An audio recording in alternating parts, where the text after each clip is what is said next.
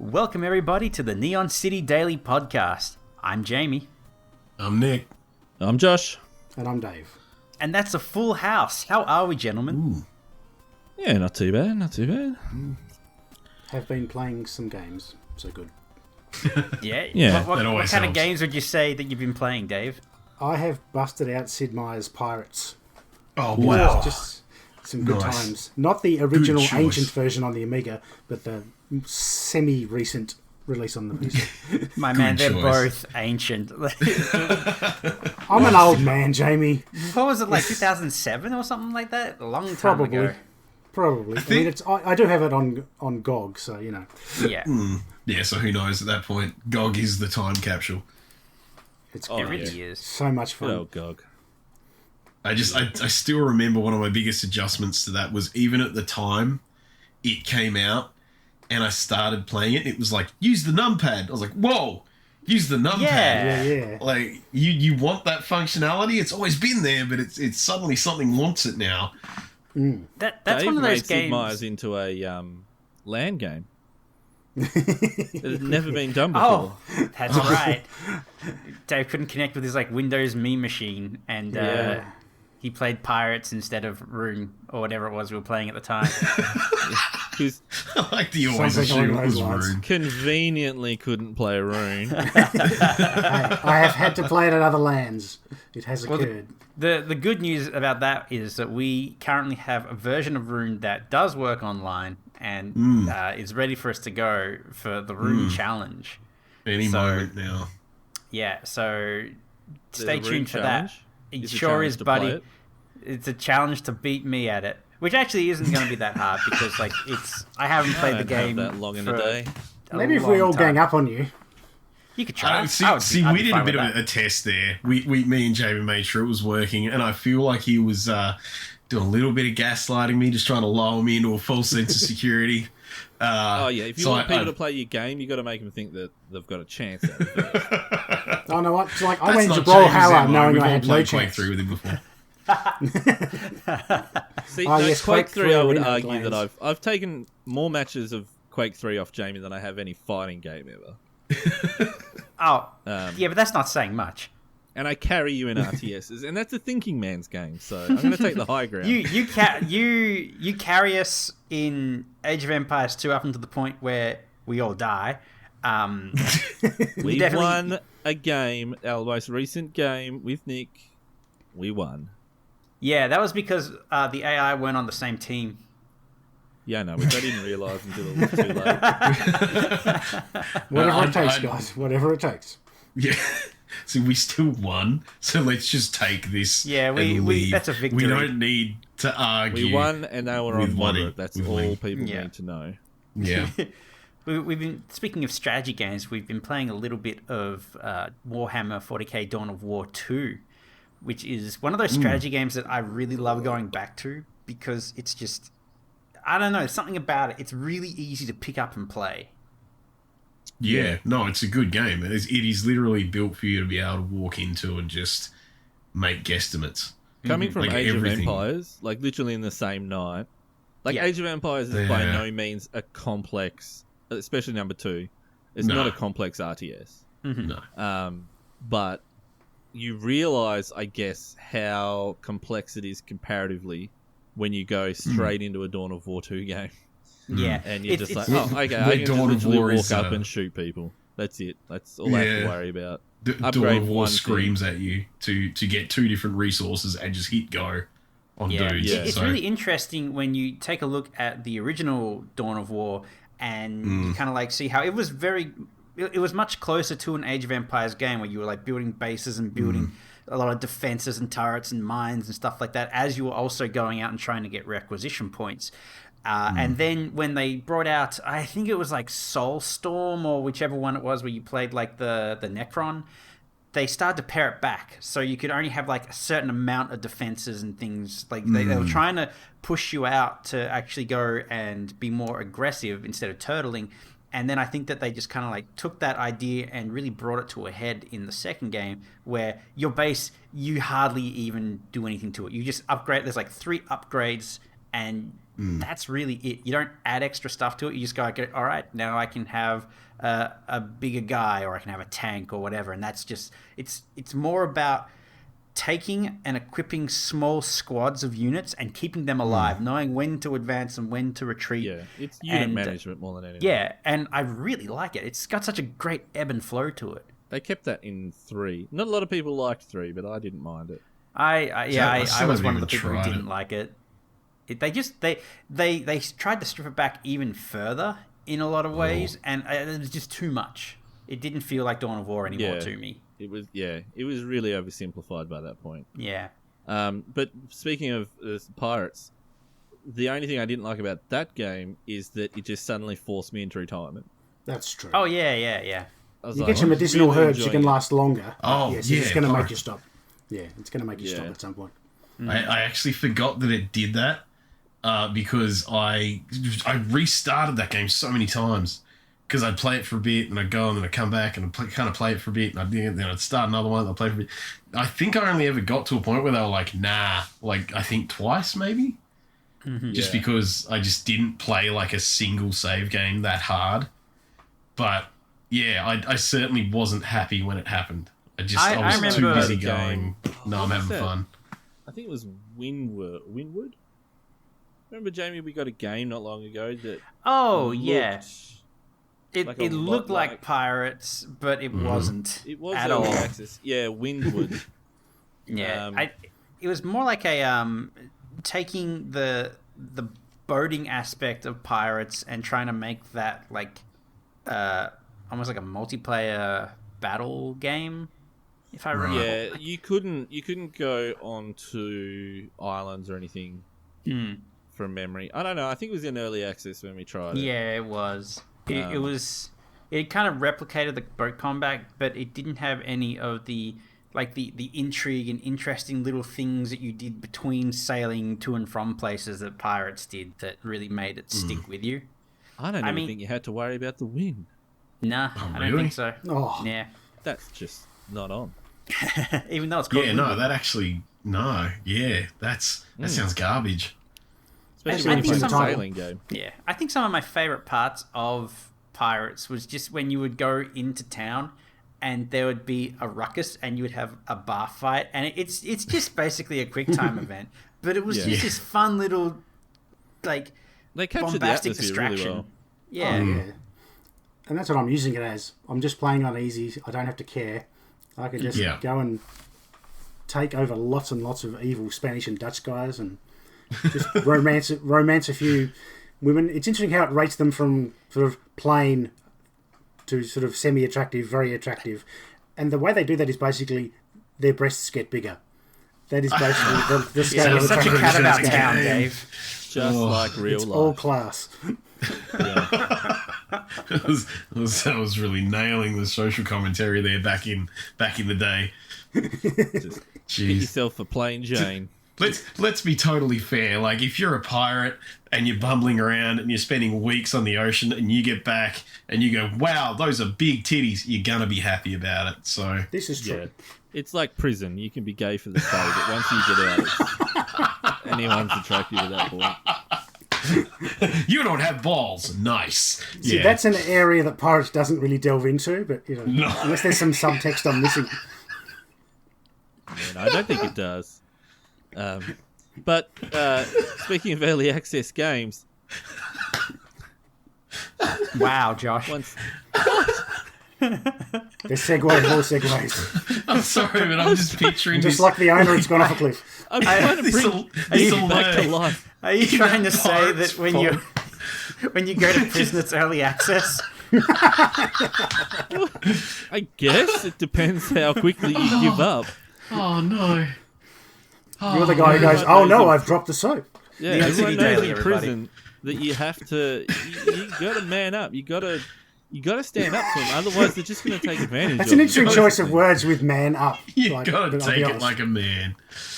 Look, you can either just relinquish all control and be gay for the stay, or you can spend the whole time fighting and trying to fend them off. It's honestly, They're- if you've got a long stretch, Everyone breaks eventually. Oh, they'll be stretching. There are too many jokes that I'll get in trouble for. So let's move on. Exactly. I was trying to talk. Anyway, I was trying to talk about early access games and how Windward was an early access game, Oh, and then jeez. segue it beautifully into the game that I know 3 of us have been playing is Martyr, Warhammer Inquisitor Martyr. Yes. And we originally hit that. I don't know if you did, Nick, but Jamie and I we hit that in early access. Kind of liked the premise, but dropped it. It wasn't, it was the definition. It wasn't of complete early at access. the time. Yeah. Yes, and in fact, like the fact that playing it in early access was such a negative experience for me. When Nick told me that he got it on the Xbox way back, I was like, I don't know, dude, that's a pretty crap game. And they went back and they made it fun. So that's really encouraging. Nice little success out of early access. But I've put 14 hours into that in the last 2 weeks, according to Steam. Like, I'm not one for RPGs that much, as we know. Action RPGs I find a lot more tolerable, but not my favorite genre. But this has just got me hooked, and I think compared to something like even Diablo or something like, it's actually the story of Martyr that I actually really like, and reading the numerous and endless codex and journal entries that I usually just skip over and go on the cogitators. Yeah, I'm only here for the loot kind of thing. But this one, it's like, I'm actually really kind of hungry for it.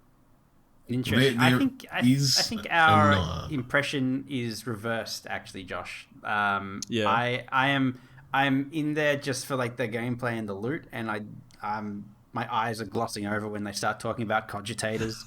And so I haven't been paying that much attention through the story. Like, it was fun. The good thing is, though, when we played it together, because you don't care about the story necessarily, but I do. I don't want to miss that. You'd rather just whatever, glaze over it. And that's fine, because the combat is fun, and we can just go and do side missions. Yeah, and I mean, we can still do story. Like, I just won't care about the story when they're doing it. I don't mind if you're getting something out of it. But, like, we came across Intel that I'd never come across before, and you open it and it takes you to a one-off mission, and that was super hard. But that was really enjoyable. I've never been, and that's the thing with action RPGs, I've never ever been challenged by them, and that's not me boasting. Maybe I just don't play it on the right. My dude. I know, and that's the thing. Like the Diablo 3, even if you crank the difficulty, like you just feel like a god the whole time. But this one on the right difficulty level was just a really good balance, and I died, or I had to at least use a potion. And I enjoyed that. Yeah, see, I'm at the point with Martyr where I'm not even sure how many hours I put into it. I got like a level 60 something, dude. One of the things that I have liked about it is getting into those higher levels. Like you said, you don't just feel like a god the whole time, and even when you start getting into the higher levels, there is still things to wreck you. Whether it's just overwhelming hordes or a boss character or just a champion, even sometimes, depending on your playstyle and what it bounces off. So the resistances, the weaknesses and the strengths and stuff become, even early on, like I am, level 20 something now. You really have to go into certain scenarios and go, okay, I can't equip any heat abilities or fire abilities, because I don't know. I mean, it's undoubtedly the same in other action RPGs, but there's just something about this one that grabs me, and I think that's, recently we've invested in a bit of Warhammer stuff, like the tabletop stuff, and I think it's just the whole setting that really appeals to me. Well, that's it. With Warhammer, anything you touch that has Warhammer attached to it takes itself like 100% without a hint of irony, just takes itself in there and just dumps itself in there. Like, I don't know any other game where you could say the word cogitator and not giggle after it every time. But they say it. Like seeing my massive Space Marine looking dude, well, sorry, no, not a Space, my Inquisitor in power armor, just being like, nah, I'll go and check the cogitator for the Adeptus Mechanicus notes. And you just like, in any other game, I'd go, what? But in this one, I'm like, that means a lot of things. And I know what that means deep now. In the lore, it's an actual thing. Yeah. And it's got for a game like this game, like Warhammer itself has been going. I think the other day I saw a thing about like a catalog for it, and it only started getting like catalogs that came out to buy miniatures from, like after it had become successful from like 1993. So this game as a whole has been going for a long, long time. Yeah, and they've literally built like 40,000 years of history for it. And if you go into the history of the modern stuff, it spans back like at least 20 something just leading up to what's happening now in the lore. So it's a big the deal. Martyr Like, stuff, every part of it, it references some really old stuff. So here's the thing. This is completely not really gaming related, but I just want to throw it out there. No. So unlike us. The just kind of like looking at like the Martyr in that, which is like it's a gigantic ship, like a humongous ship. Fortress Monastery. That has made me go, I really want to watch Red Dwarf again. I was just thinking that when you said big ship, I was like, oh, Red Dwarf. Yeah. I can't say I want to watch Red Dwarf again because I've never seen it. Oh, I you're want missing to out. hear my Inquisitor call someone a smeghead. Yeah. So, And then like complain about how he can't find any Vindaloo curry. yeah, stuff like that. I mean, I'd be keen to see that, but yeah, and I think that is the other thing that gets you into Warhammer stuff as well is Red Dwarf. Is Red Dwarf, but it's how everything is massive. Like, I don't care what it is. It could be a cup. It's massive. Like, no matter what. And it's like the scale of this world is almost built entirely to show you how small humans are. Like, as just a thing, as a race, as an anything. Like, humanity is there and they exist, and that's fine. But so much of this, like, spacefaring universe world is not built for us.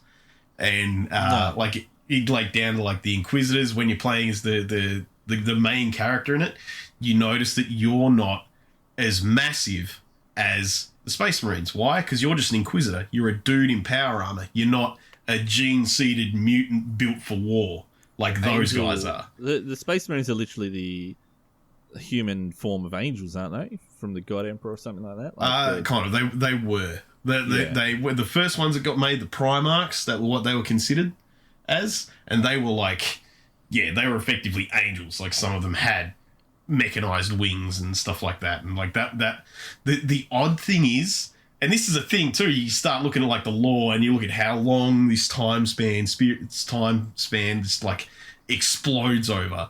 You're like, the whole idea of these things is that they were supposed to be massive and grand and just strike terror into these and strike awe into these and and like the Emperor himself was there just going, you know what, I need to abolish all religion and it's all about science and law and all this kind of stuff. And then like that was I think that was like 8 millennia ago that he didn't necessarily die, but he now exists in another state, which we'll get into if we actually talk about Warhammer, because that's a whole fucking rabbit hole. But like, now you look at that universe and like what it's turned to is that, now it's like this big religion. Humanity is running around spreading the Emperor's will.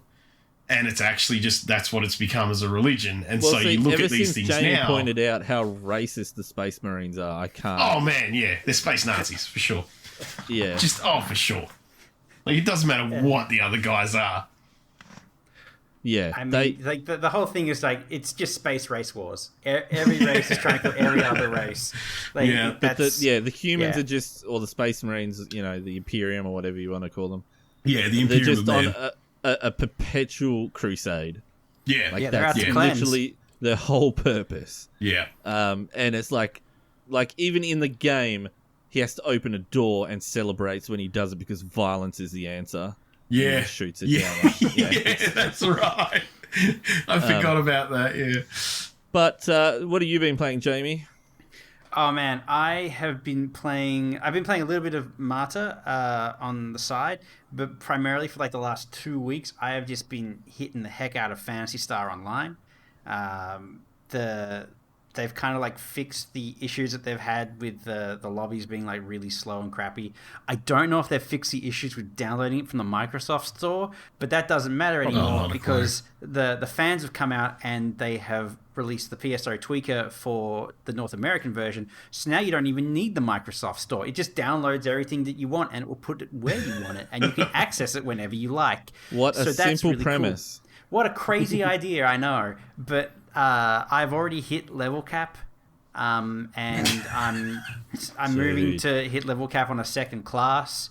The game is like it's such a weird game, and I guess that comes from them going, we're not going to release this anywhere other than Japan. So they just indulged. There is like no thought about how will this track with a Western audience, or how will this go with any other region. So for instance, there's they kind of like cycle through different clothings and things like that you can buy at different times, and you can like pay real money or in-game currency that you earn to get them and stuff like that. And I'm just noticing that there's a lot of armor that's coming out that is just bikinis, basically. Like, just there are so many Western people. Market influence. There are so many. No, this is all Japan. There are so many people who are running around in as little clothing as possible, and I'm like, they would never have gotten away with this if they had to go through like a publisher in the West, like because like this came out like years ago. You know, this is really old content technically, so it doesn't even matter.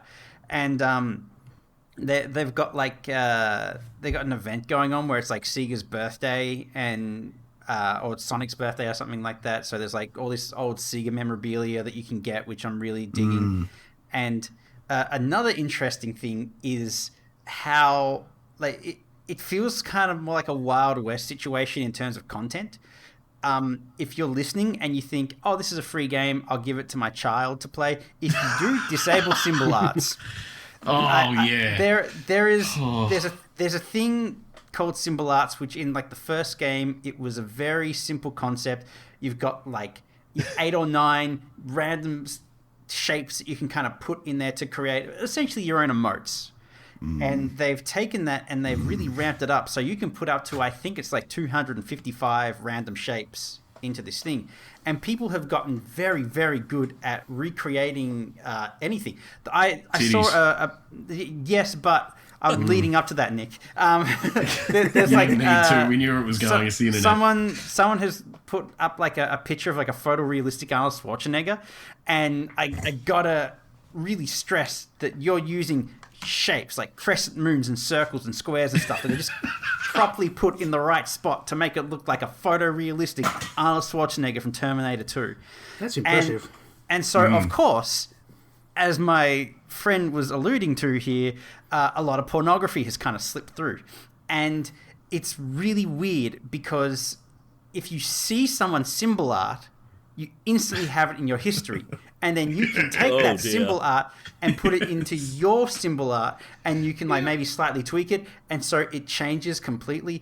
And like I have seen so many different variations of the same symbol art of someone just spreading their butt, and it's like this is a Microsoft published game, and so it's crazy because it's like they can't really police it. They've tried, but it's not really working out because they had like this censorship thing where they just basically went in and said like these are explicit, they are deleted, but they didn't get half of the stuff. And I logged on one day and I noticed that like a couple of my symbol arts that I had saved were deleted, and they were tame. Like I wasn't saving anything that was explicit. And then I went and looked in my history, and there's all this explicit stuff in there. And I'm like, maybe they just don't like tame stuff. Maybe they don't like it if like it's either one extreme or the other. Yeah. I don't know what they're going for. If the cheeks aren't spread, then it ain't gonna be red. Yeah, but it doesn't have to be shoved up. But like the game is unabashed. It's weeb as hell. I love it. It's great fun. It's just, you know, I've wanted the game since they announced it, 8 years ago, and it's fantastic. They finally have brought it to the West, and it's great that I'm actually able to play it on the PC because I just can't I cannot take an MMO type game and play it on my couch. I'm learning. I tried playing it when it came to the Xbox, and I just didn't have the patience. And I'm kind of thinking, oh no, do I not like the game? That's a disappointment if so. And then it came to PC and I tried, like, no, it's just, I literally have to be like sitting bolt upright and paying 100% attention. And I can't be just in like a relaxed position. I need to kind of have my brain turned on, which apparently depends on how I'm sitting. So that's kind of what I've been up to. And yeah, been having a lot of fun with it. So now I asked you guys a couple of weeks ago what your favorite soundtrack was for a game. Because along with what we're playing, I think it's important to share a bit more about us and our opinions and a little factoids. Now, I have a really good one that I'm really interested in this week, and it'll be you're gonna have. I'll edit out the gaps while you guys have a look. But if you open up your Steam profile for me, I want to know what your average game completion rate is. Oh, dude, it's probably like 1.5%. It's going to be like 0 in my case. That's going to be pretty minimal. Where do I actually find that? Mine's in my achievement showcase. Thank you for asking, Dave. I've got to even open Steam. Jeez. Achievement showcase. Blah. I don't have my Where is achievement that? showcase. Where is that? View my profile. That you have to like specifically say in your Steam profile page that you want to display your achievement showcase, I believe. Okay. Oh, so you can't actually see the completion rate without it? I don't know. Either way, that's I that's can a see. Yeah, difficult no, thing just go to view my profile. Mine, it's like, well, yeah, my achievement showcase is apparently right there. Yeah, I took my Just at the achievement front. showcase out of my page because you can customize Oh, you it. took it out. Um, Mine just has my favourite game. Yeah. Achievement showcase. I can tell you what my game collector achievement is. I own 1,025 My games, average and I have game completion rate 745 DLCs owned. Oh, That's more DLC than I was expecting. oof. You got to play to win. See, now Which that I- you've I mentioned don't how many win that games many. you've got, I'm really even more curious to know what your average game completion is. It's very small. I assure you. Mike? I have no idea. My completion rate is 14%. Oh, I think we have a winner. Mine's Well. 12. Mine's 15. Oh, Nick with the thoroughness. Like, how do Yeah, you I even? guess. How do you define when a game is completed, though? There's some game. I don't Like if you dump 600 hours into say Payday, have you even completed it? It's the game itself. We'd need to know the Isn't- metrics that Steam Yeah. uses, I guess. Yeah. Hang on. Can I say? I'll change screenshot showcase to. Is it just rarest achievement showcase that I'm looking for, or It's just called achievement achievement showcase. showcase? 16%. Oh, Wow. that. Considering you've That's got 3 impressive. times as Calm many down, games as the James. next person, though, that's pretty dismal. But Hey man, how many achievements have you got? me, I don't know. I'm on your profile. 633. Yeah, I got 3,085. See, that's more in keeping with the amount of games you've got. I've only got 263 games. Yeah, but do you play them enough to get all the achievements? Well, no, I only How complete many? about 12%. How many perfect games do you have? I don't know what that means. It's where you Got get all the all the achievements in them. achievements. Oh, damn. Probably none. I will have none of those. Yeah. I'm I'm not 100% sure achieved- that I have 0% of those. I have 3. Damn. I've got.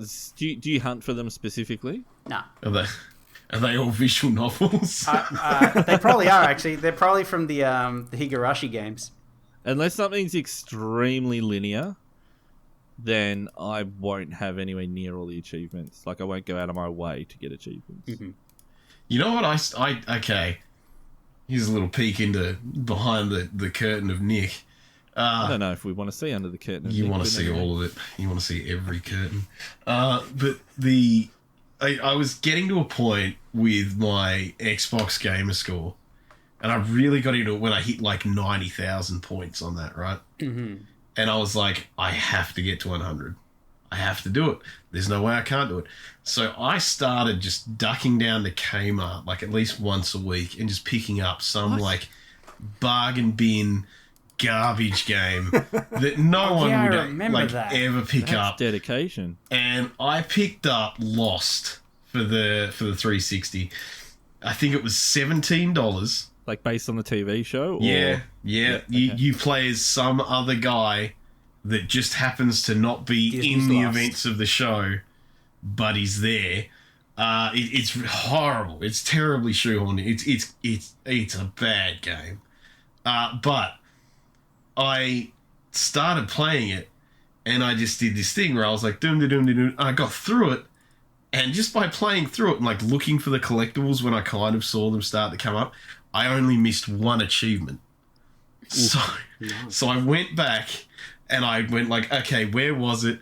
And I played through it again to the halfway point where to get that achievement, I had to get like a walkie-talkie or something in like some out-of-way place. I got that. That was the first game I have 100%ed achievements on. Wow. That's The second one, really... the second one that I ever did that for was Terminator Salvation, and I wanted to stab my eyes out by the end of that one. Man. So The first and probably only Xbox game I 100%ed was Elder Scrolls Oblivion.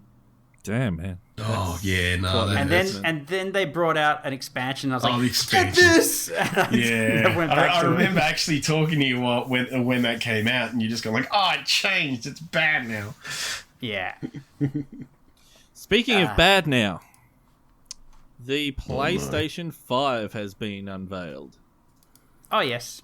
Yeah, And I'm not a fan of the look. no, design's pretty garbage. I'm not ever going to own one, so it doesn't really matter. I don't have any skin in the game. I do like the digital only option, so there's no disc drive in one of them. I think that's I think the same has been announced for the Xbox. That's a hard pass for me. Really? See, I thought that was absolutely. kind of in keeping with the times. No way. Nah. Because Nah. the thing is, if it's digital only, then you only have one option to buy. You can't buy something secondhand. You can't get True, a game true, from a yeah. friend.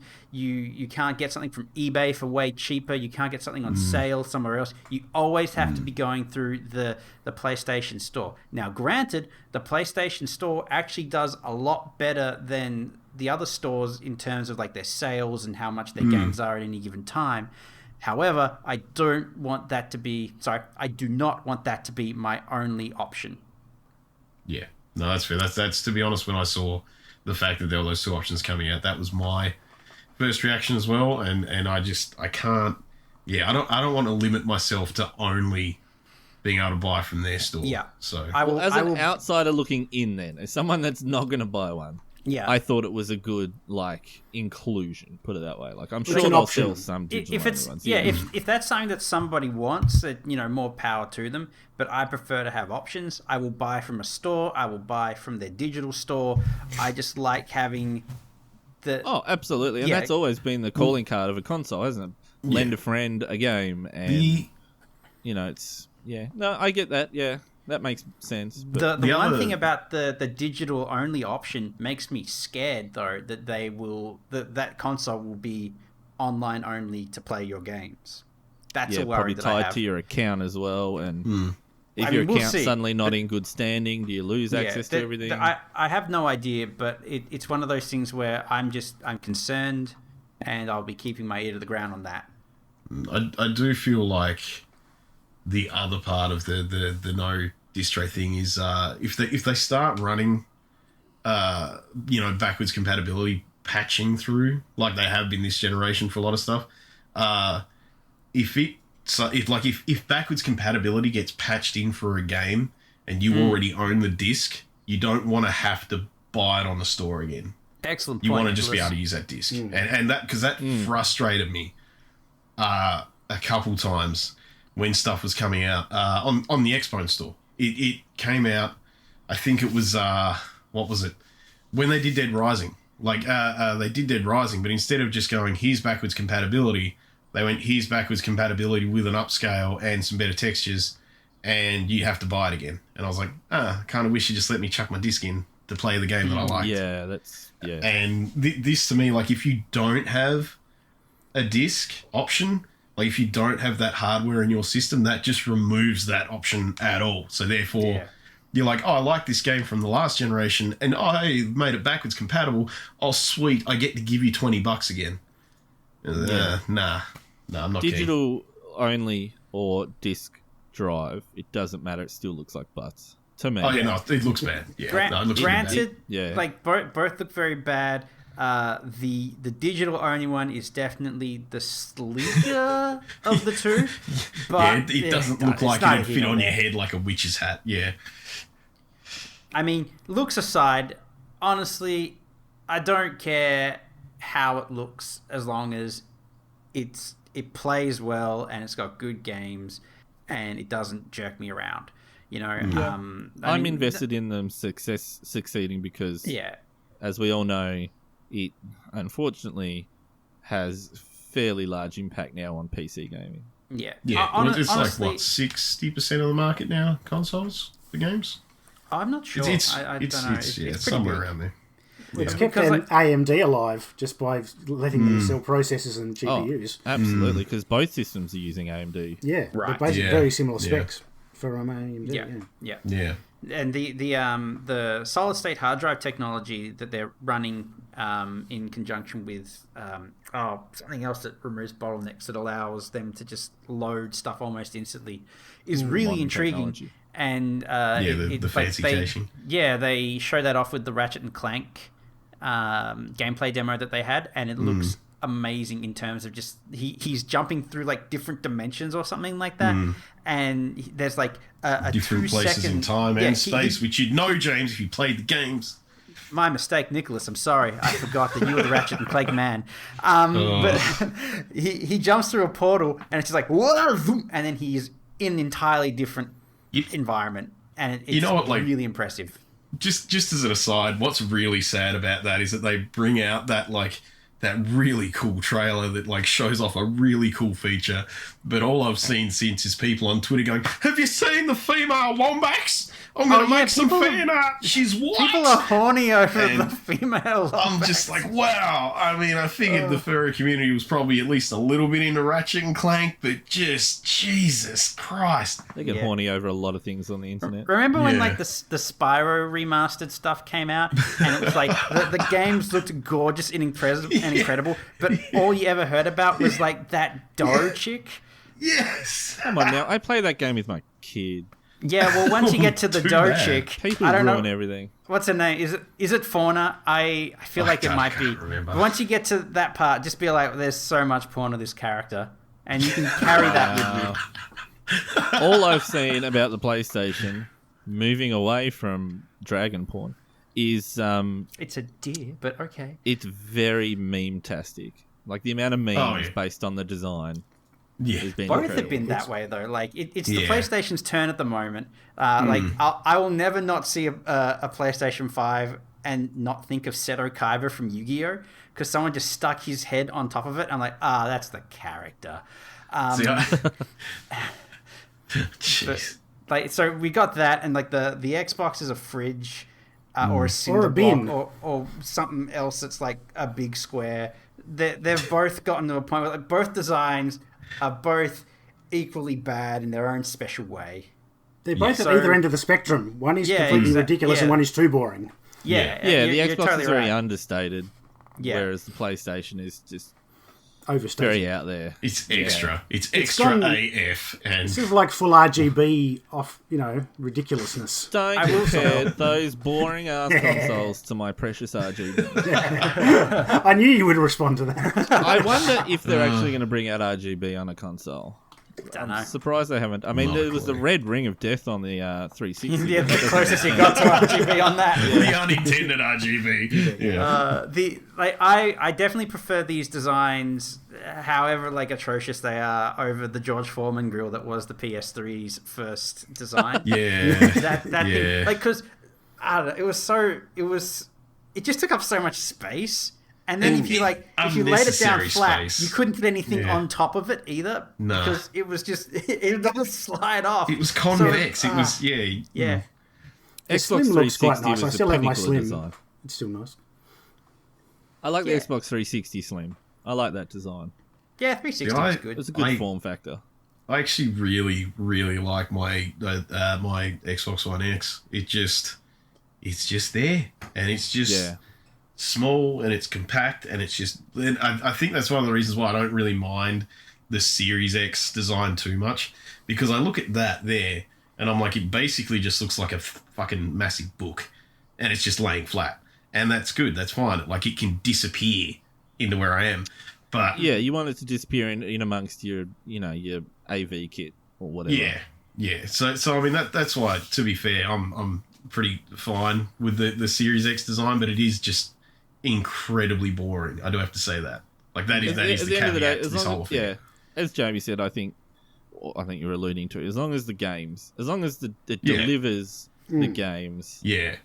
And plays them acceptably. Realistically, that's what matters. Games are king in this scenario. Like, because we had a thing going on with like the previous generation, where like we were having interface lag. Particularly with like the lower end spectrum of the Xboxes, which is like that's the one I use. So in my mind, that is the Xbox. If I try to, bring up the on-screen keyboard to type something, I have to wait for the Xbox to, I don't know, go to Spain and ask for permission to come back. And it's so slow and it's so infuriating, and I hate using it because the interface is rubbish, And as long as we have consoles that run smoothly, I'm happy. That's all I want. Problem with the Xbox is Microsoft is part of their attempt to make one singular environment based on the Windows 10 kernel. Deployed it to the Xbox.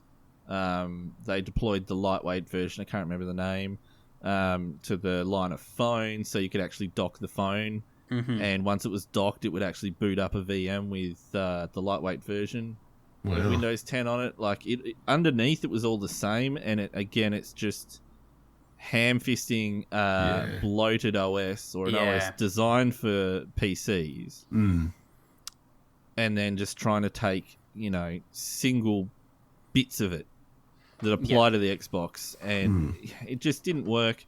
It's the same with like Android and that running on a TV, which I think is like mine does, and it's absolutely horrible because it's not designed for it. Yeah. Without fundamental changes and getting rid of things that you don't need, trimming the fat, and it's just custom firmware is absolutely vital when you're doing stuff like this, I feel that Microsoft really dropped the ball with this generation. And I wish it weren't so, because I had to struggle through it. I mean, the PS4 ran okay, didn't it? I had one for a little while. Yeah, no, PS4 ran fine. Is there multiple versions of the PS4 like there is the Xbox? There is, yes. Yes, I mean, that's a whole interesting thing from a console perspective. Going, this new game's come out. Which version of this particular console do I have? That never used to be a question. That's why a lot of the issues that Jamie sees, like I don't see anymore, because I've got the One X. That I'm kind of primarily on, so I don't actually see a lot of the troubles. It was at launch. Yeah. So but the thing is, like, the majority of people who own an Xbox are going to own the S or one of the earlier versions. Like whatever here. The Xbox One X is like, that is a very high end premium version of the system that not a lot of people have or will get. Like when they released that, I'm like, there's no way I'm getting that so late in the game. And I know you got yours out of necessity. But, to be fair, I did get this one because my cat vomited directly into the vent of my S. So. Like I said, out of necessity. It is quite necessary to get a new one. You know that cat did that on purpose, right? Oh, I fully assume so. His name is Beans, and he's a dick. Yeah. He just wanted better gameplay for you. It was overheating. He thought he didn't want to have to go to Spain for that language. If everything's shorting out, there's more power, right? And I think like the thing that really, drilled home for me just how bad their interface design was implemented was, if you run a game in backwards compatible mode and you boot up, it basically boots up the Xbox 360 interface. Yeah, it emulates and the 360. that thing runs like a dream. It's so good. I miss it so much. emulates the 360 everything, and so you're just like, okay, so this is literally running the interface for the Xbox in the background, for the Xbox One in the background, and then emulating this Xbox 360 within it, and then making this emulated 360 run this game, and it runs really well. So yeah. But that's what their approach needs to be, is building to the hardware. Absolutely. You know, if you had something as lightweight as the 360 OS on the Xbox One, you wouldn't have this problem. Run like a dream. No, not at all. It'd be great. Yeah. You know, I think the other problem is that I had for the brief time that I had both consoles is internet wasn't fast enough, especially the Xbox. The Xbox, which as you kind of bump it across left to right, and it would load the store or screenshots from friends and stuff. Yeah. It wasn't even the OS that was the problem. It was just my internet literally couldn't load everything quick enough. So it was just like black squares everywhere, and it's just a horrible experience. Australian internet's pretty cool. Yeah. But there's some good games. We talked early on, even off stream or off before we started recording. Words, I don't know. I'm getting tired. Couple of Play games. Age of Empires now, Josh. Yeah, I'd still be better than you guys. Any games have caught your eye? Yeah, dude. Well, I mean, just in general, Persona 4 got released on PC today. Yeah, it did. It's a good port, and I'm psyched about that because it's a great game, and I'm glad I Over don't the have internet, to high five, because we both bought it. Done. Is it 5 that got 4. Because didn't Four. you? Oh, okay. Yeah. 5 is out though, isn't it? Oh yeah, 5's been out for Yeah. ages. Yeah, because 5 you Yeah. hit pretty hard in Canada. Is that the one? That's only on the PlayStation at the moment. Right. Yeah. Okay. I'm sure in another decade it will come to PC, just like Persona 4. But I was talking more Sony announcement. But Look, just quickly, the one that did, I've only got one, to be really quick, is what's the PlayStation, previously a PlayStation exclusive that's coming to PC? Horizon. Horizon. The announcement trailer for the next Horizon game Horizon 2.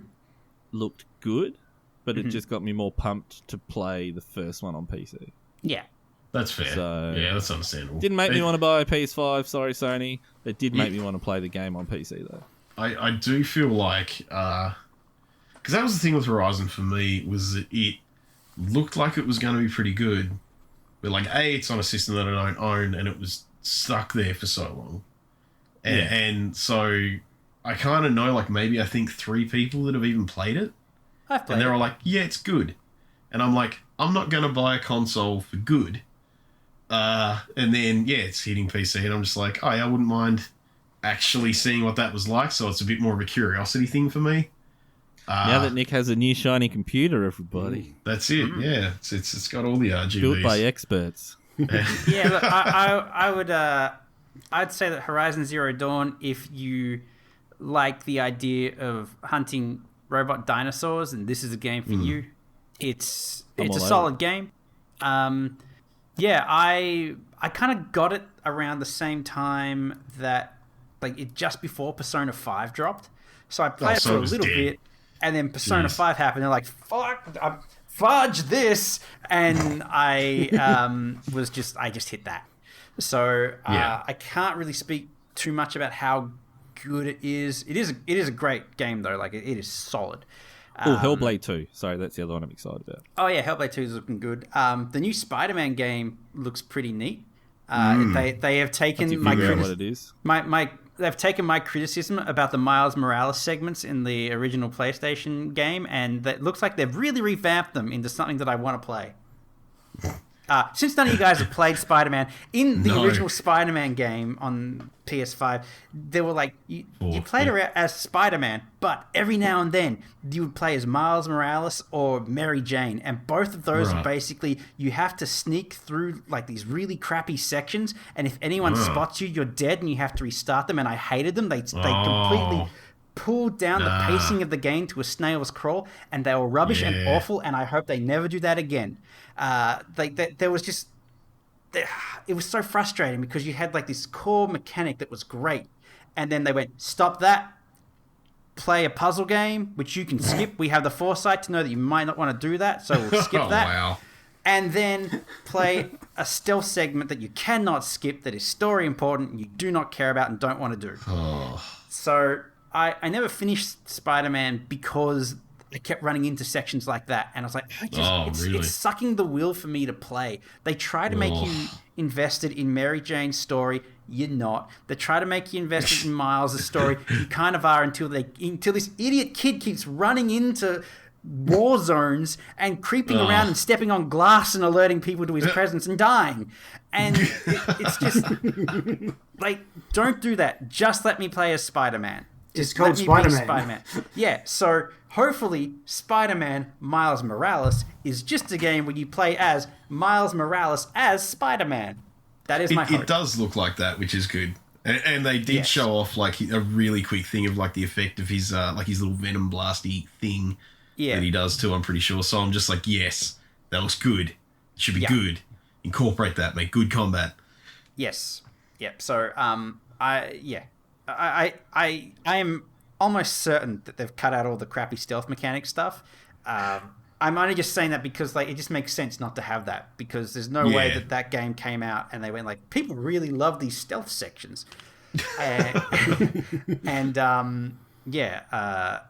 So keen to see what they do with it, because it was really a great game.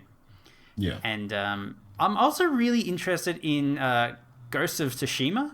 I think that's how you pronounce it. It's that samurai game. Is it a samurai game, or is it a weird samurai but could be a bad boy ninja game? Looks interesting. I like I think it. it's meant to be like an open world samurai game, right? Yeah, it's you were trained as a samurai, but then everything all went wrong, and you got mad, and you realised that just lobbing people's heads off in the dark was more efficient. That's the kind of game it is. And then you've got a morality meter where like some people that you hang out with are like, no, be honor, and some people are like, just fucking kill him, man. So the morality meter. It's been a while since I've seen you. It's good. It looks good though. It looks good, and I'm keen. Yes, and they're also doing a Demon Souls remaster.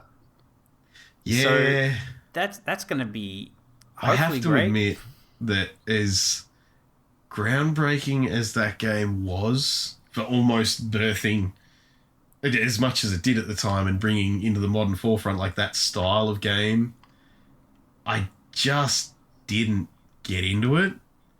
And I don't know why. I've never played it. Demon Souls was the progenitor to Dark Souls. Yeah, Dark Souls.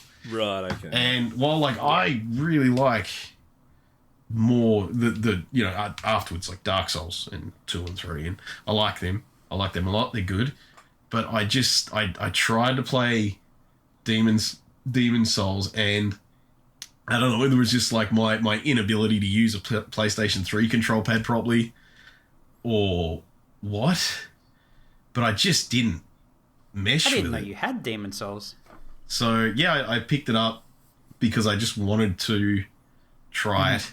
I made the mistake of picking it up, and then I think a couple months later they shut down the servers. All right, So, but obviously you could still play it single player, and I played it a bit, and I got a bit of the way into it, but it just didn't keep me in there like a Dark Souls game usually does. I mean, I can't really talk because I don't think any Souls game has ever really kept me in it. But I know You're that a Bloodborne guy, realistically. I didn't even really play much Bloodborne either. Really? I defeated 2 bosses and then I was kind of done. The most I probably played was Sekiro, which is like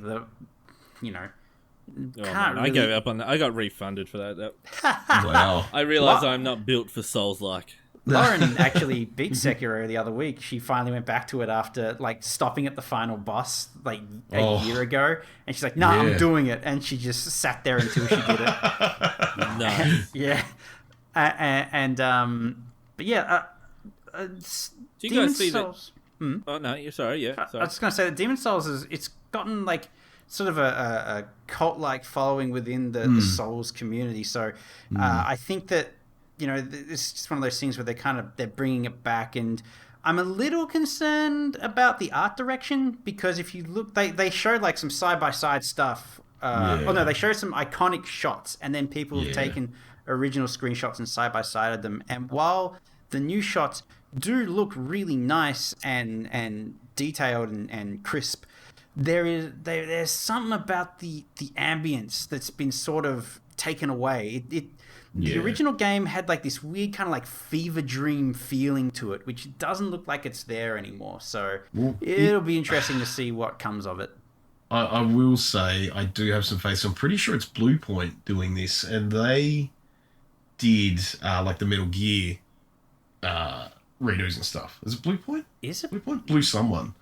Wait, hang on. Blue I gotta whatever. check this out. Yeah.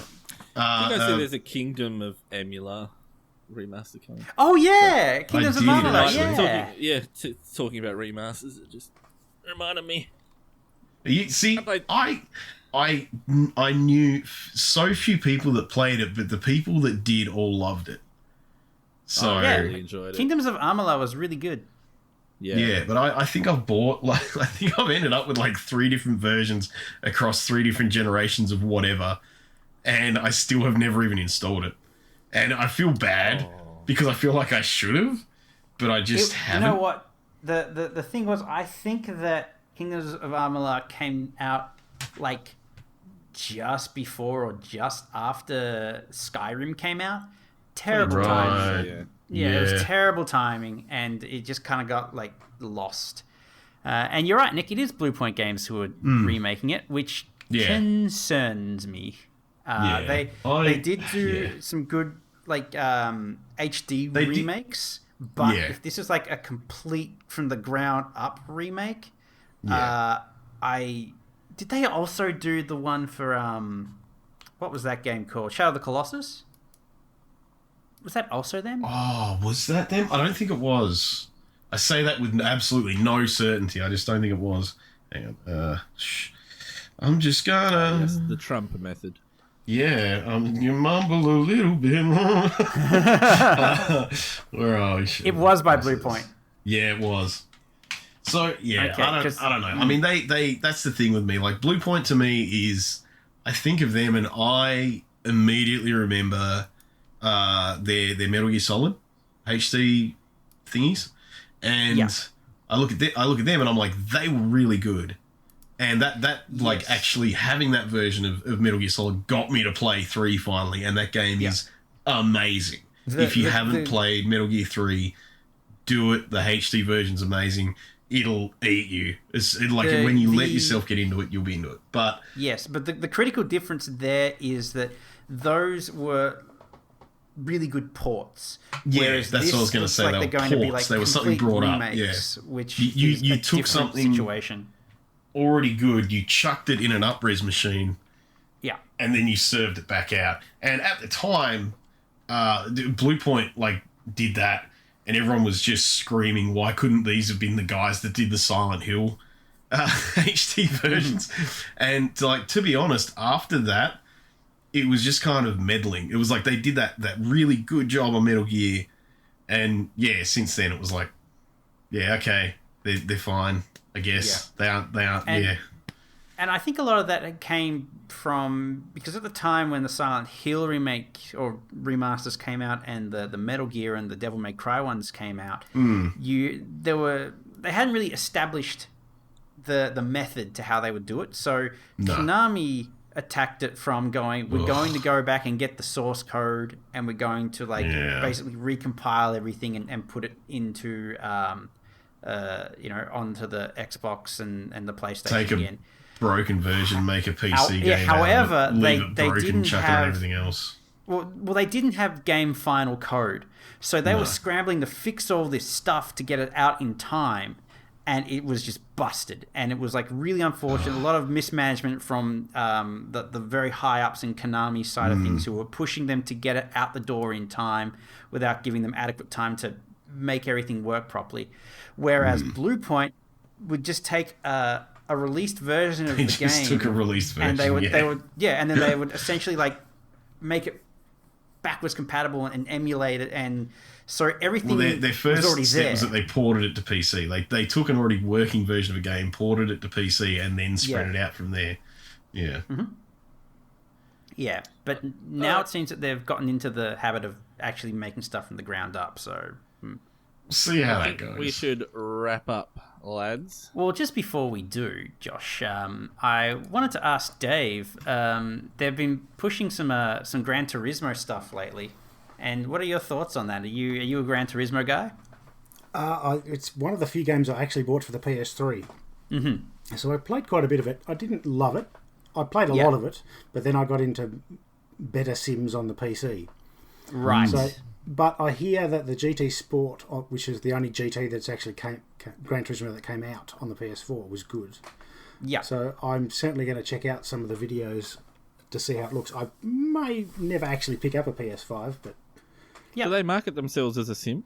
Gran Turismo? they do. Yes. Yeah, It's yeah. the real driving simulator, apparently. Yeah. Right. And it's not arcade. It's just in the past the consoles weren't powerful enough to actually give you physics, really. Like, Yeah. Proper 5 ones. was okay, but then you play some more hardcore stuff on the PC and you're like, yes, Yeah. that's actually I how think, a car handles. I think Gran Turismo 2 was one of like the graphical benchmarks that Sony were touting around for the PS2 to be like, look at how great our machine is. Look what we can do. And a lot of people love that still. Yeah. That and 4. 4 is a big highlight for a lot of people. Yeah. And ironically, I own 5 and 6 on the PS3 and they're okay. Yeah, okay. and I also hear that is it the latest Need for Speed? Yes. Heat is going to be like Cross-platform. That'll be the interesting. first Need for Speed that'll be completely cross-platform. The first Steam EA now too, isn't game it? that's going to be totally cross-platform, actually, which is weird to me. I thought they would have done it before now, but it's the first EA game with complete cross-platform amongst Yeah. them all. Well, they've Just- dumped lots of the- stuff back on Steam, which is cool. Yeah. Yeah, or Battlefield. I mean, racing Turn games up. would be the great equalizer, really, wouldn't it? When it comes to your choice of input. Oh, yeah. It doesn't really matter. no. Depends how No, how complex the game is, like how Yeah. fine your control is, because obviously a wheel has, well, a really good one. There are has benefits when multiple you start to degrees get of into rotation sim and stuff. Yeah, when But you a lot start of getting a into lot of sims. PC people still use a gamepad because it's just easy. Yeah. And now you got like pressure-sensitive triggers that you can like Yeah, control how that's much awesome. you Oh, have yeah. on the throttle, and Yeah, I've played Project Cars on my laptop with a PS3 controller, and it's not too bad once you And set it in up VR. right. Yeah. Well, I've played I can VR badly. guarantee it'll be better if you use a different control pad. well, that's personal God. preference, Nick. We can't get No, into it's that. not. Yes, It's it universal. It's just the gamepad I had to hand. It's better than the keyboard. It's true. It's true. On-off input does not work well with steering and things. Although there's some die-hard like GT players who still use like D-pad and just buttons rather than actually going to analog because they're so used to it from the older GT games when that's all they had. So they'll be madly mashing buttons, trying to get that sweet turn and get that apex. Whatever works. That just reminds me of like fighter players that still play on pads. Like just the little like Mega Drive shape, like Genesis shape control pads that you can get for them with like the 6 buttons across, and you see someone like that, and you're like, no, you've put in too much time to be able to use that effectively. You're gonna beat me. This man is a monster. They are stuck in time.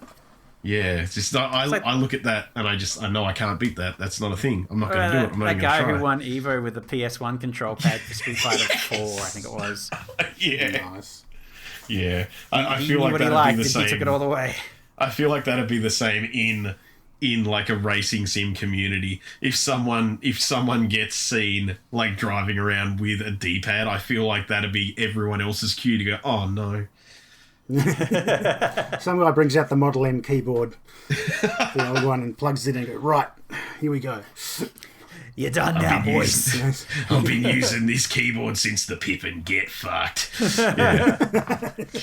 I came out the womb with this keyboard. It's as much a part of me as my foot. Cool. But anyway, yeah, just was curious about your thoughts on those games, Dave. They're getting better because the they're getting more, because the consoles are getting more powerful, they can actually run better stuff, obviously, which applies to all games, but there's more they can do in those games. And because Project Cars launched on consoles, there was actually competition finally, particularly on the PlayStation, for another driving game. So I think it's made them to have to sort of pull their finger out and actually improve, not just recycle stuff, which where they did with GT5 and 6, a lot of it was recycled stuff from the previous games. They didn't actually update everything. They just dumped a lot of content in. You would also have to think that with the new fast load technology that they've got, they don't have to like mask as much loading. So the stuff that they could do with brace tracks and in terms of the fidelity, and the size of them. Yeah. There's possibilities for a proper open world racer based on even like a real area. I mean, I've never played the Horizon games. What's the loading like on those? It's non-existent. They're great. Like, they're good? Yeah, no, they're fine. Yeah. Not because they could do that. They could crank the graphics up. Yeah. No, the tech in them is really good. I've played a lot of them. The physics are like, especially the Forza Horizon games specifically, they are built to be more of an arcadey thing. You just get cars that you like, you thrash them around, you go, yep, sweet. Like that's what you do. You can get into the Forza, like the specific Forza racing Forza core games, Motorsport or whatever they call it. Forza Motorsport, and they are a lot more built to physics, built to spec, and treated more as a sim. But I will admit that I've never actually spent a lot of time in them. I played one, I think I was really bad at it, and I ended up playing a lot more Horizon just because it has incredibly fun multiplayer, and that big open world just works really well for it. Like, they put a lot of effort into that. So, because I still occasionally go back and beat. Oh, that's what I was about to say. I boot up. I've got my old disc, like 5-disc copy of Most Wanted. I have it right in front of me. I'll hold it up to the microphone for you. Feel the nostalgia, boys. Feel the nostalgia. I can smell it. I can hear the sirens from here. There it is. That is such a good game.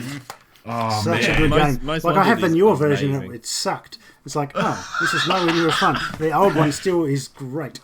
I'm glad that was the first. I will chuck out there. That was the first game that I went, career mode, and I took that. I think that BMW Z3 that I think you get at the start, as far as I could. I refused to upgrade that car for so long, to like swap out of that car for so long, because I was just so used to it. I was like, no, I can still do it. Oh god! I haven't played a Need for Speed game since Underground, I think. I think Underground might have been my last actual crack at one. Yeah, I think that's the one I got free with pizza. No, that's probably why a lot of people played it. Underground was free with pizza. Domino's. Nice. Well, that's how we got the Lord of the Rings 3. Do you remember that, Nick? Oh, it was too. Yeah, the Return of the King game. But that game was rad. It was so good. An awesome game, and it came with a pizza. You kidding me? What a deal!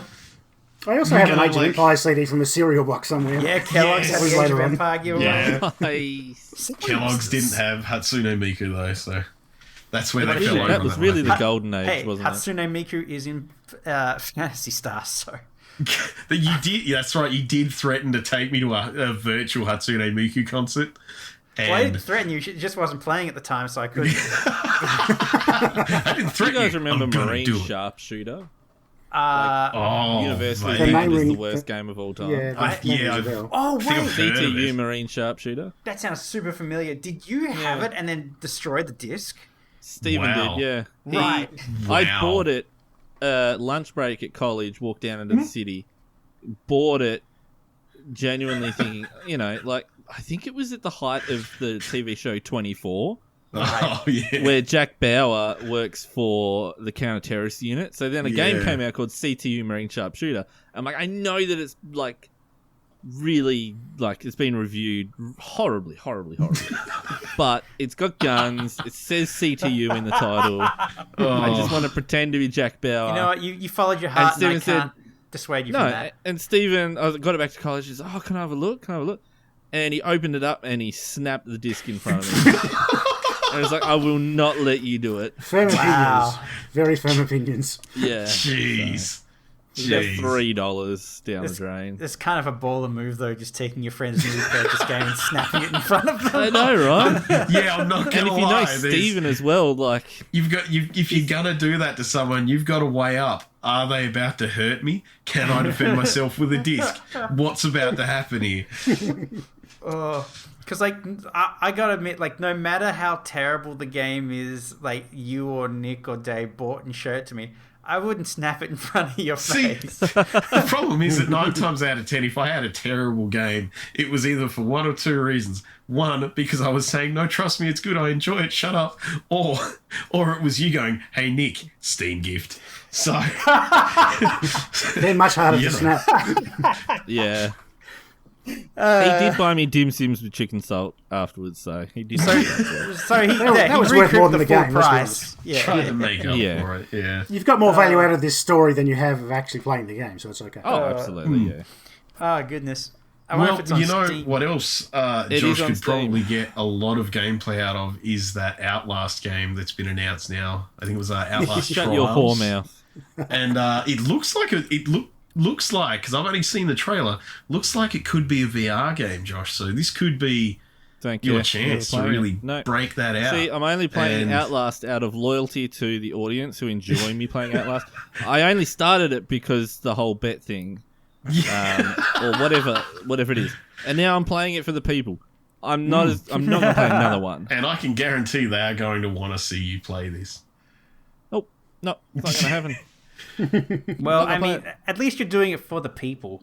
I mean, you're Definitely taking not one, doing it for me. taking one for the team, and just I figure I reckon you'll play it for a while, and you'll eventually kind of get used to it, and you'll be hooked on finding out who is the Outlast, and you'll have to continue to play the game.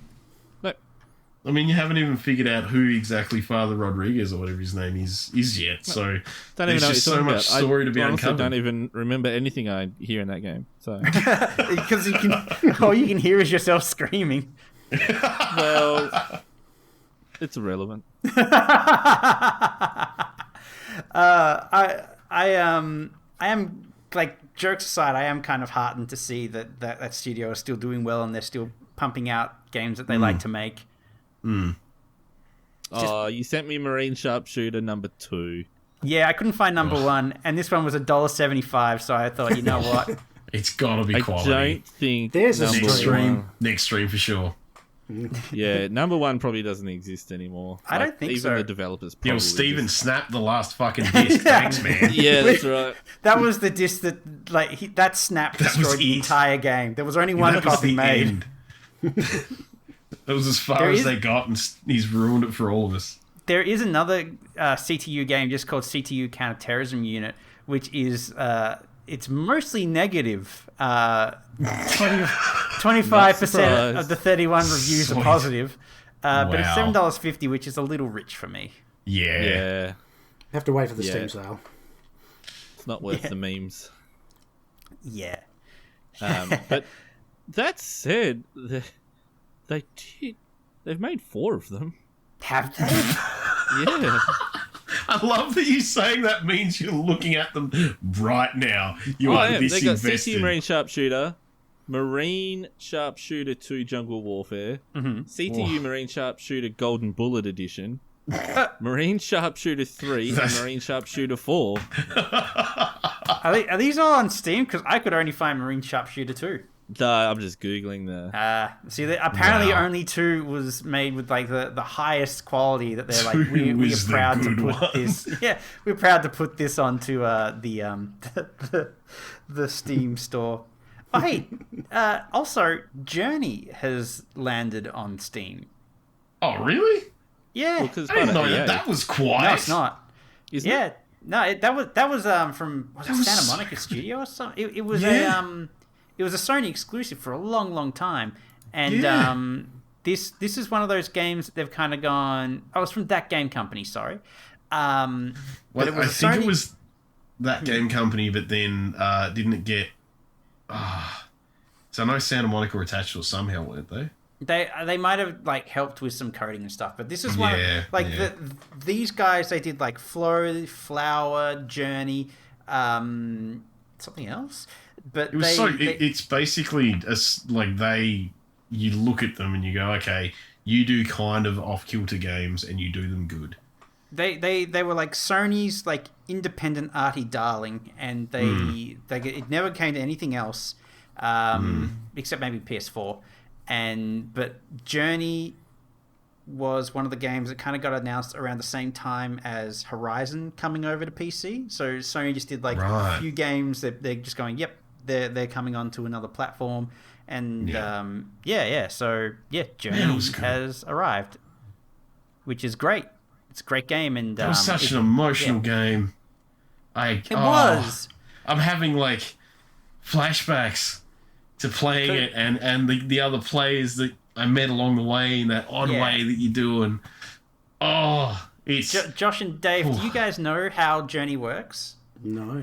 Negative. Okay, so you start the game as like a little guy, and you're just kind of like you're going on a journey. You're trying to get from point A to point B, and in your travels, you are randomly paired with another player. And the only way you can communicate with this player is just by basically doing it's like a little whistle that your character does. There's no other form of communication.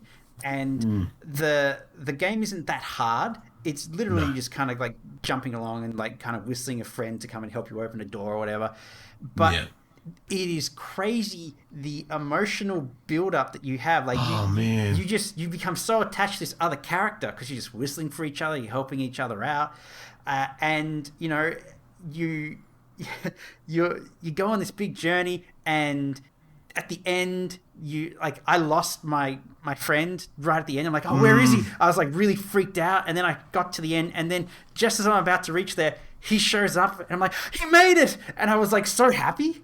And it was just like this little emotional experience, and then it kind of like fades to black, and it tells you like you were journeying with like tits 46, and you're like, oh, it's just like you build up in your head who this person is. It's like having a dog because they're so non-verbal and they're so attentive. Well, you can't help but like kind of put your own feelings onto them, like imprint project onto them. Yeah. You while you're playing this too, if you look, you can uncover this entire lore story that gets told that like as yet again like these other players, like I more than once found like a little piece of the history that the story of this world is built out of by another player just kind of bouncing off and kind of whistling at me and being like, oh yeah, cool, like I'll follow him and just see what he's doing. I was like, oh yeah, there's a thing I didn't know about. And so you've got like you kind of both show each other stuff, and then you learn this whole story with no dialogue. Like words aren't a thing. None of them. It just conveys itself, and it's so good. Yeah, it's really great. That was one of like the games that was coming out like just before the huge surge of independent developers became a thing. It was one of those games that like really legitimized, hey, indies can do games that are just as good, if not better, than AAA studios if they just kind of like they do what they love, and also you're going to get experiences that are more daring and more off the beaten path because there's less red tape to go through. People can just kind of make what they want and say what they want, like make their own statements, and it's just it's a landmark game. That's still one of my favorite games from that whole generation. Yeah, that like PS3, Xbox 360 gen that people tend to like lump games into sections for gens. That is blatantly one of my favorite games from that whole time. And absolutely. It's not even that long. Like it's got some length to it, but you can, if you really buckle down, you can do that in a sitting.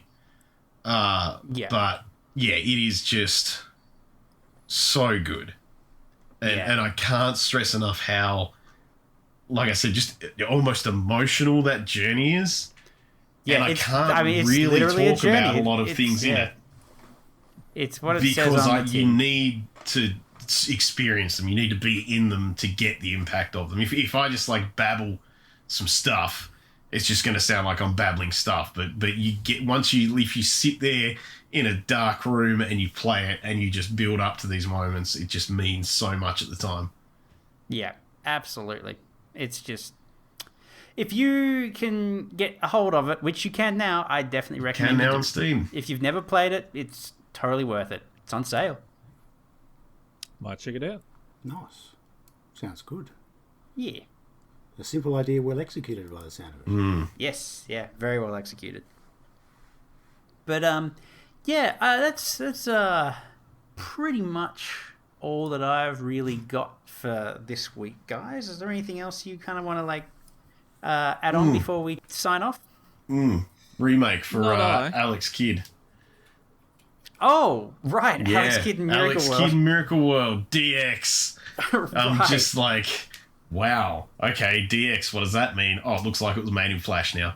It just, and it's the game that was standard installed on the Master System 2. If you ever got that, if you booted that up with no cartridge in there, it would start up Alex Kidd in Miracle World, and you didn't really see it ever in any collections or anything. What you saw whenever you got like a Genesis collection or a Sega collection was always the one that got made after it on the Genesis. And The inferior Alex Kidd. really it is. Yeah, it's not the same. They kind of tried to do like a weird, but it's got to be more like Mario thing. And that didn't, Yeah. I don't know, that just wasn't as fun as what Alex Kidd in Miracle World was. And it feels like they just did more with less tech in that one. So I'm super keen. I'm crazy keen for it. I'm going to pick it up as soon as I can. It's just, it's a slice of my childhood that's actually been hard to get. Not as hard as, and now I'm going to, I have to because I've brought this up. Yeah. I don't know if any of you played. I'm pretty sure you did, Jamie, because I made you. Right. Golden Axe Warriors or Golden Axe Warrior. yes. Like, Yeah, if anyone, like, they talk about Legend of Zelda like it's the business. And I'm like, you don't understand because you didn't play Golden Axe Warrior.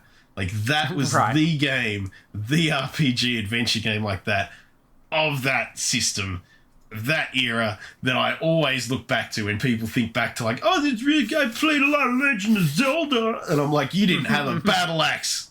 And just, you weren't fighting a guy called Death Adder. And it just, Freaking I don't know, Death man. Adder. It was so good. But you know what's not on anything, anywhere, at all? Is Could it be Golden Golden Axe Axe Warrior? Warrior. Because even, oh my God, it was on one disc, right? And this this disc is stuck back on the 360.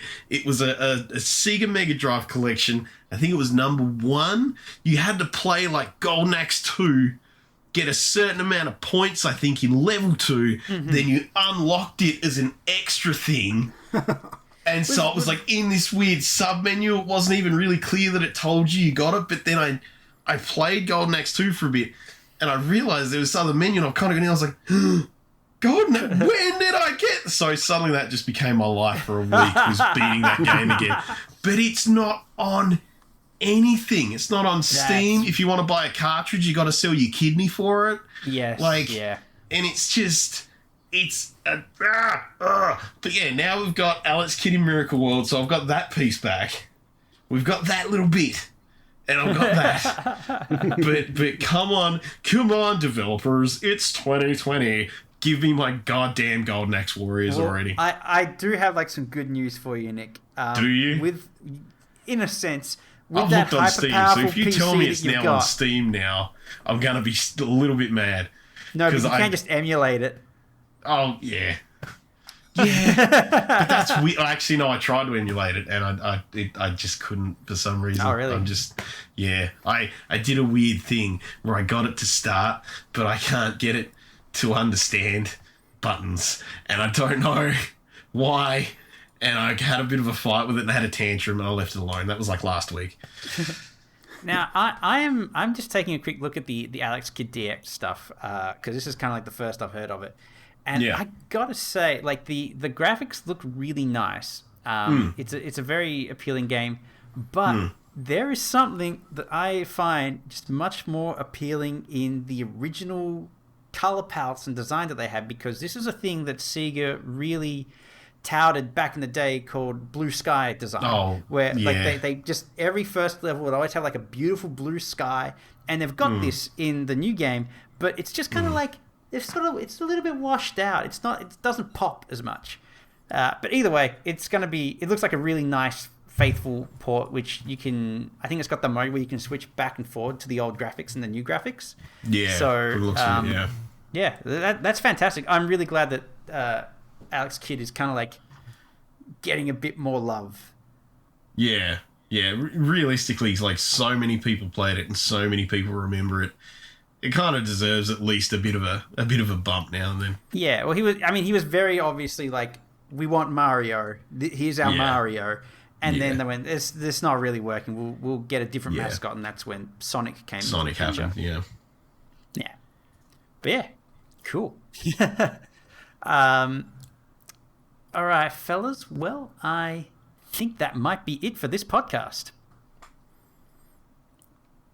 No objections? All right, well then. I'd say by that silence, yes, it is. All right, everybody. Well, thank you so much for listening. We'll be back next week.